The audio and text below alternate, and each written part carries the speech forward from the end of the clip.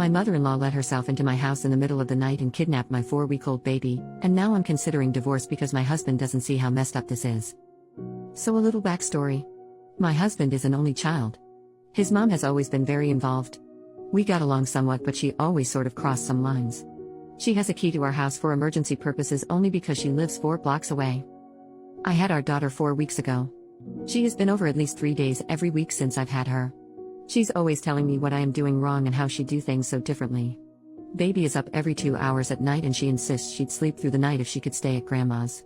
I told her I'm not comfortable sending a breastfed baby away overnight at 4 weeks. This last week she kept pushing the issue no matter how many times I said no. Last night we put the baby in her crib. We stopped room sharing because the baby was so loud I could get no sleep whatsoever, so my husband has been getting her when it's time for her to feed. Husband fell asleep early and I dozed off. I woke up 4 hours later and started to panic because she hadn't made any noise. I was sure she had died of SIDS. I went into her room and she was gone. I froze and started screaming her name around the house like she would somehow pop out, like it was all a joke. My husband woke up in a panic and just screamed, "What's going on?" over and over. I ran to my phone to call 911 and saw a picture message from my mother-in-law of my sleeping baby in her arms with the caption "Sleepover at Gam Gams." I was immediately enraged. I screamed so hard I almost vomited. I called her and saw red. I told her I was coming to get the baby and she would never see her again and to never contact our family again. My husband decided it was best if he went to get her. When he came back he said his mother decided to let herself in and give us a break, that she was sure we'd hear the text and she thought we would be thanking her for a night's sleep. I do not give a damn. I hate her. I cannot forgive her for this. My husband thinks I need to calm down. That we just need to get our key back. His lack of urgency about the situation makes me want to divorce him. We have never had any issues before this, but this feels like a deal breaker to me. I already had PPA and now it's through the roof. I don't feel safe in my own home with my family. I hate my mother-in-law. I hate my husband. When I think about what happened I sob uncontrollably. I can't sleep now that I know I can't protect my baby when I sleep. I can't believe I did not wake up. I feel like the biggest piece of crap mother. If any danger really came I would have let my daughter down. Am I overreacting for wanting a divorce or for never wanting to see my Mill again? My husband and mother-in-law think it's my hormones and I have overreacted. Am I overreacting? I just needed to talk about it with non-involved parties. I have no friends or family for hundreds of miles. Oh, and she also fed her formula while she had her, but that's the least of my worries. It still infuriates me because breastfeeding has been really hard for us. Edit. I just wanted to give everyone a quick update. I didn't respond, but I've read every comment and the support I got has meant so much to me. I bawled reading them because I finally felt like someone was on my side. I called my mom late last night and I got a hotel. I refused to tell my husband where I was going but told him the baby and I would be safe. My mom is disgusted about what I've been through. She's getting on a plane today to come help me. This entire experience has pushed me to the point that I need therapy, so today my first order of business is getting a therapist set up as soon as possible. I decided to go alone for a while and when I'm ready, go with my husband to see if there is a chance to move past this. Right now I still don't want to, but I also agree I'm not in the place to make life-changing decisions. Either way, I can never move back into that house.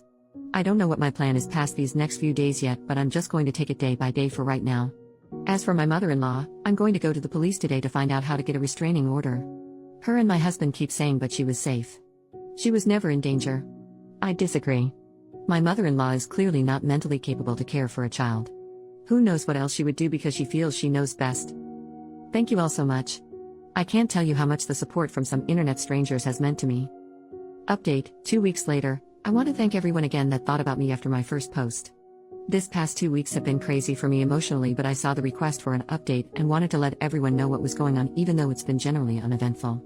I got so many messages and comments with support that meant so much to me.